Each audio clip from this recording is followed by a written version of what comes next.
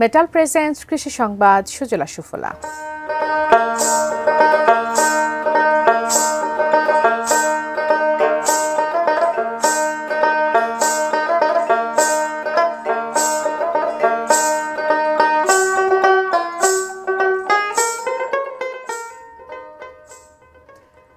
নওগাঁয় গড়ে উঠেছে এক অভিনব খামার, যেখানে চাষ হচ্ছে কালো সৈনিক পোকা। মাছের খাবারের বিকল্প হিসেবে উৎপাদন হচ্ছে এর লার্ভা। শুধু লার্ভাই নয়, নিরাপদ মাছ চাষ এবং আবর্জনা ব্যবস্থাপনার মাধ্যমে দূষণ কমাতেও এই উদ্যোগ সহায়ক ভূমিকা রাখছে বলে জানিয়েছে মৎস্য বিভাগ। নওগাঁ প্রতিনিধি রায়হান আলমের পাঠানো তথ্য ছবিতে দেখুন ডেস্ক রিপোর্ট। নওগাঁ সদর উপজেলার তিলকপুর ইউনিয়নের উলিপুর গ্রামের উদ্যোক্তা আহসান হাবিব ইউটিউবে ভিডিও দেখে 2 বছর আগে শুরু করেন কালো সৈনিক পোকার খামার। চাহিদা থাকায় মাছের খাবারের বিকল্প হিসেবে সৈনিক পোকার লার্ভা বাণিজ্যিকভাবে উৎপাদন করছেন তিনি।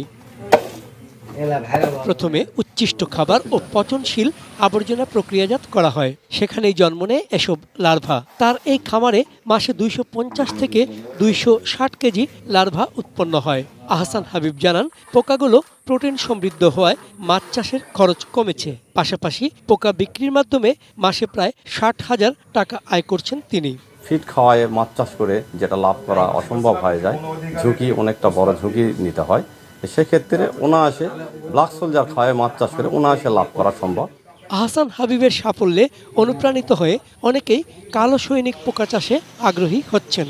উচ্ছিষ্ট বাজারের পচা সবজি সেগুলো দিয়ে আমরা কালো সৈনিক পোকার খাদ্য দিতে পারতেছি। এই লার্ভা সরাসরি পুকুরে দিয়ে যায়, তো আমার ইচ্ছা আছে আমি এবছরের শেষে একটা খামার করব। আহসান হাবিবকে প্রয়োজনীয় সহায়তা দিচ্ছে মৎস্য বিভাগের মৌসুমী RMTP প্রকল্প। এই পোকা চাষে নতুন উদ্যোক্তাদের প্রশিক্ষণও দেবে তারা। পরিবেশ দূষণ রোধের ক্ষেত্রেও কিন্তু এই ব্ল্যাক সোলজার বা কালো সৈনিক পোকাটা অনেক ভূমিকা রাখছে।